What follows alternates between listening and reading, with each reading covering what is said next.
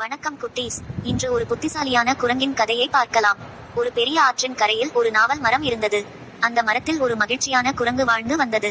ஒரு நாள் ஆற்றில் வாழ்ந்த ஒரு முதலை அந்த மரத்தின் அருகே வந்தது.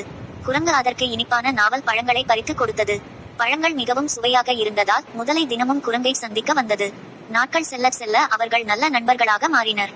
முதலை தினமும் சில பழங்களை தனது வீட்டிற்கும் எடுத்துச் சென்றது. ஒரு நாள் அந்த பழங்களை சாப்பிட்ட முதலையின் மனைவி, இந்த குரங்கு தினமும் இவ்வளவு இனிப்பான பழங்களை சாப்பிடுகிறது, அதன் இதயம் இன்னும் இனிப்பாக இருக்கும், அதை எனக்கு கொண்டு வா என்று கூறினாள். முதலை மிகவும் கவலையடைந்தது. ஆனால் மனைவியின் பேச்சை கேட்டு குரங்கை தனது வீட்டிற்கு விருந்துக்கு அழைத்தது. குரங்கு மகிழ்ச்சியுடன் முதலையின் முதுகில் ஏறி ஆற்றை கடக்கத் தொடங்கியது. ஆற்றின் நடுவில் சென்றபோது முதலை உண்மையை சொல்லிவிட்டது. அதை கேட்ட குரங்கு பயந்தாலும் புத்திசாலித்தனமாக யோசித்தது. உடனே அது, ஐயையோ, என் இதயத்தை மரத்திலேயே வைத்துவிட்டு வந்துவிட்டேன், முதலில் திரும்பி போவோம் என்றது. முதலை அதை உண்மை என்று நம்பி மீண்டும் கரைக்கு கொண்டு வந்தது. கரையை அடைந்தவுடன் குரங்கு வேகமாக மரத்தில் ஏறியது. பிறகு சிரித்தபடி, முதலையே, யாராவது தங்கள் இதயத்தை மரத்தில் வைத்துவிட்டு வருவார்களா என்று கேட்டது. அப்போது தான் முதலை தனது தவறை உணர்ந்தது.